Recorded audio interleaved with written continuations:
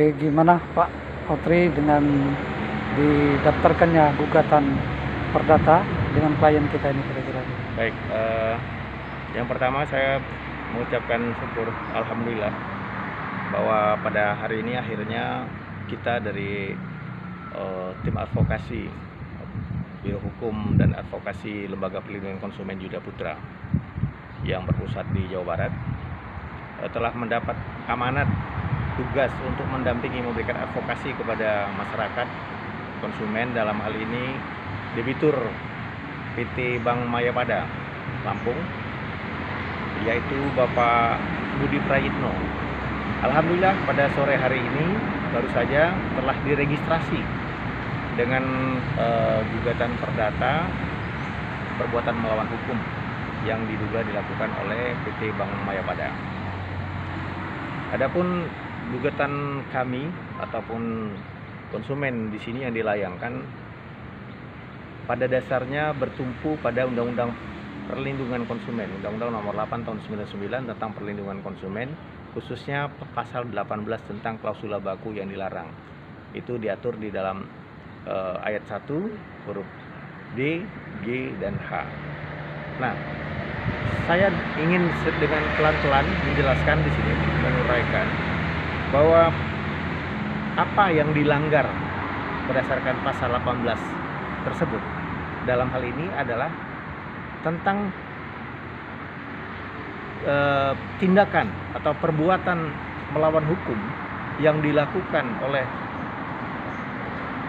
tergugat, dalam hal ini PT Bank Mayapada, yaitu memintakan kuasa kepada debitur atau konsumen untuk melakukan tindakan-tindakan hukum yang kemudian berpotensi atau secara langsung telah merugikan konsumen. Dan ini terbukti bahwa sekarang dengan adanya surat kuasa dari debitur kepada kreditur, dalam hal ini PT Bank Mayapada ini dari Pak Budi Prayitno, itu kemudian dipergunakan dengan secara sepihak, sewenang-wenang untuk mendaftarkan APHT, Akta Pemberian Hak Tanggungan, yang kemudian menjadi dasar turunnya atau terbitnya sertifikat hak tanggungan, yang kemudian itu menjadi dasar bagi pelaksanaan eksekusi lelang jaminan.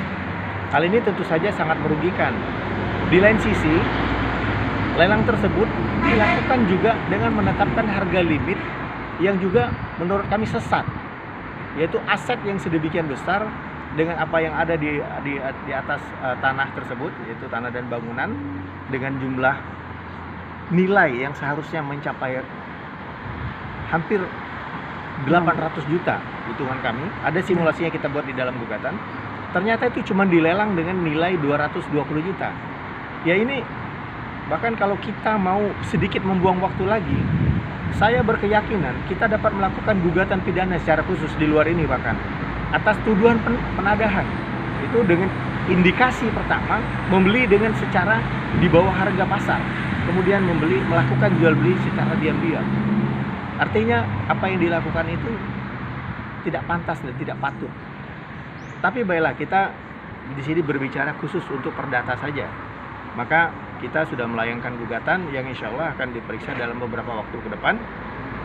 Dan kita mohon doa dari seluruh masyarakat juga, khususnya konsumen yang merasakan hal yang sama, mengalami hal yang sama, doakan supaya perkara ini bisa kita menangkan.